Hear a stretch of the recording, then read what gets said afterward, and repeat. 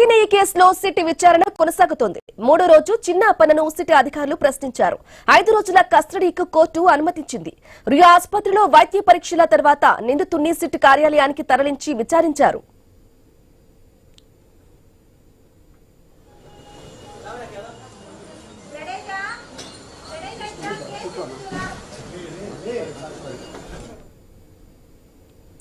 రైట్గా తిరుమల కల్తీ నెయ్యి వ్యవహారంలో సిట్ దూకుడు పెంచింది. టీటీడీ మాజీ చైర్మన్ వైవి సుబ్బారెడ్డి పిఏ చిన్న అప్పన్నను 3వ రోజు అధికారులు విచారించారు.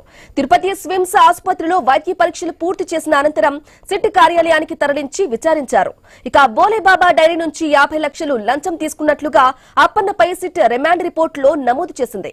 దానిపై అధికారులు ఆరా తీస్తున్నట్లుగా తెలుస్తోంది. అప్పన్న వెనక ఎవరున్నారు, ఎవరు చెబితే ఈ పనికి పాల్పడ్డాడు అన్న దానిపై ప్రశ్నలు వేశారు. అయితే చాలా ప్రశ్నలకు అప్పన్న సమాధానం దాటవేసినట్లుగా సమాచారం. నకిలీ నెయ్యి కేసులో సిట్ దర్యాప్తుపై మరిన్ని వివరాలు తిరుపతి నుంచి మా కరెస్పాండెంట్ వర్మ అందిస్తారు.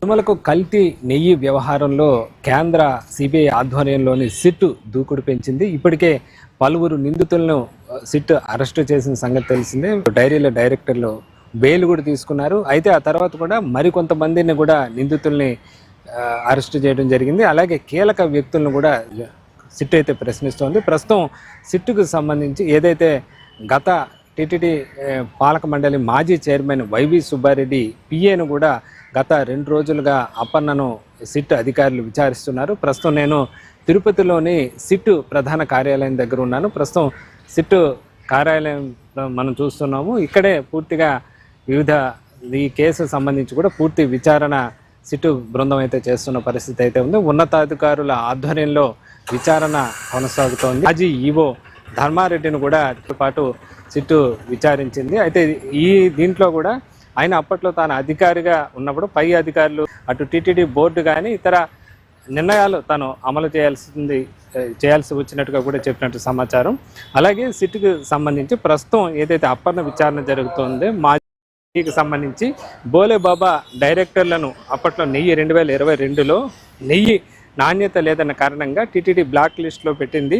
ఈ సందర్భంగా ఆ బోలేబాబా కంపెనీ ప్రతినిధులను డబ్బు కోసం లంచం అడిగారంటూ కూడా ఈ అప్పన్న పైన ప్రధానంగా ఆరోపణ సిట్ అధికారులు చేస్తున్నారు. 50 లక్షల రూపాయలు లంచం అడిగినట్లుగా, అలాగే ఆయన అకౌంట్లో కోట్ల రూపాయలు అనధికారికంగా లెక్కలు లేని ఉన్నట్లుగా కూడా ఆరోపణ అయితే చేస్తున్నారు. మొత్తం మీద అప్పన్న విచారణలో ప్రస్తుతం ఎలాంటి అంశాలు బయటకు వస్తాయి, సిట్ ఏ విధంగా రిపోర్ట్ ఇస్తుంది అనేది కూడా ప్రస్తుతం కీలకంగా మారిన అంశం అయితే ఉందని చెప్పుకోవచ్చు. ప్రస్తుతం ఇక ఈ కేసుకు సంబంధించి గత ఏదైతే ఈ బోలేబాబా సంబంధించి డైరీ సంబంధించి కాంట్రాక్ట్ జరిగిన సమయంలో చైర్మన్గా ఉన్న వైవి సుబ్బారెడ్డిని కూడా ప్రస్తుతం ఆయన కూడా ఎంక్వైరీ చేస్తారన్న ప్రచారం అయితే జరుగుతోంది. ప్రస్తుతం గత ఈ నెల 13వ తేదీన ఆయన విచారణకు రావాల్సి ఉన్నప్పటికీ కూడా ఆయన కొన్ని కారణాల వల్ల రాలేకపోయినట్టుగా కూడా చెప్పడం జరిగింది. ప్రస్తుతం అయితే ఆయన త్వరలో ఆయన్ని కూడా ప్రత్యక్షంగా విచారించే అవకాశం ఉన్నట్లుగా కూడా భావిస్తున్నారు. మొత్తం మీద ప్రస్తుతం ఆయన పిఏను విచారణ సందర్భంగా ఎలాంటి విషయాలు బయటకు వస్తాయని చూడాలి. మరి ప్రస్తుతానికైతే సుప్రీంకోర్టు పర్యవేక్షణలో సిబిఐ సెంట్రల్ సిట్ దర్యాప్తు బృందం అటు కేంద్ర సభ్యులు అలాగే రాష్ట్రానికి సంబంధించిన సీనియర్ ఐపీఎస్ అధికారులు కూడా సిట్లో ఉన్న నేపథ్యం అయితే ఉంది. సుప్రీంకోర్టు నిర్దేశించిన సమయంలో ప్రస్తుతం అయితే వేగంగా దర్యాప్తు అయితే కొనసాగుతున్న పరిస్థితి అయితే ఉంది. ప్రధానంగా గతంలో 2019 తర్వాత వైసీపీ ప్రభుత్వం వచ్చిన తర్వాత ఏదైతే కాంట్రాక్టులు తీసుకున్నారో బోలేబాబా డైరీకి సంబంధించి ప్రధానంగా ఆ డైరీ కేంద్రంగా ఈ మొత్తం కేసు నడుస్తుంది. 2022 వరకు కూడా ఈ బోలేబాబా డైరీ దాదాపు 68 లక్షల కేజీలకు సంబంధించి కల్తీ నెయ్యి సరఫరా చేసిందనేదే ప్రధాన ఆరోపణగా ఉంది. అందులో పాల పదార్థాలు ఏమీ వాడకుండా పూర్తిగా కెమికల్స్ అలాగే పామాయిల్ మిక్స్ చేసి ఒక నకిలీ నెయ్యిని సృష్టించి వాటిని తిరుమలకు పంపించారనేదే ప్రధాన ఆరోపణ అయితే కొనసాగుతోంది.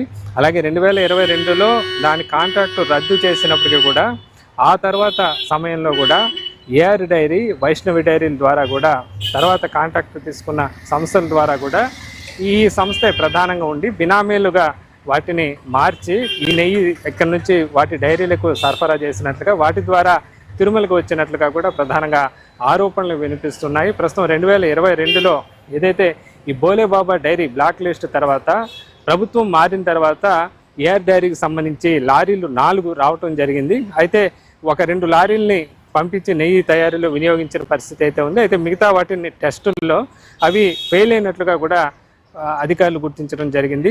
ఆ తర్వాత ఈ వ్యవహారం పైన పూర్తిగా కేసులు నమోదు చేసి మొదట్లో రాష్ట్ర సిట్ దర్యాప్తు బృందం ప్రారంభించగా కొంతమంది దీనిపైన సుప్రీంకోర్టు వెళ్లడంతో సుప్రీంకోర్టు జోక్యం చేసుకొని దీనిపైన సిబిఐ ఆధ్వర్యంలో ఎంక్వైరీ జరుగుతోంది. ప్రస్తుతం అయితే కేసు కీలక దశకు వచ్చినట్టుగా కూడా భావిస్తున్నారు. ప్రస్తుతం కీలక వ్యక్తులు అప్పటి మాజీ ఈవో కానీ ఇక ఉన్నతాధికారులకు సంబంధించి కానీ అలాగే ప్రస్తుతం ఏదైతే టీటీడీ మాజీ చైర్మన్ లాంటి వ్యక్తులను కూడా త్వరలో విచారణ చేస్తారన్న ప్రస్తుతం ప్రచారం జరుగుతున్న నేపథ్యంలో ఈ కేసుకు సంబంధించి కీలకమైన అంశాలు బయటకు వచ్చే అవకాశం అయితే కనిపిస్తోంది.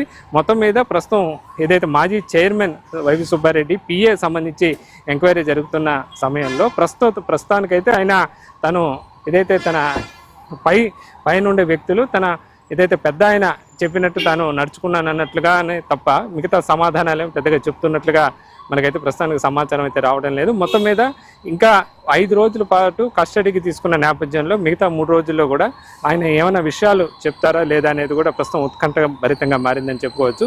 మొత్తం మీద సిట్టు బృందం అయితే కీలక వ్యక్తులను దర్యాప్తు చేస్తున్న నేపథ్యంలో విచారణలో ఎలాంటి వాస్తవాలు వెలుగు చూస్తాయనేది మాత్రం కీలకంగా మారిందని చెప్పచ్చు.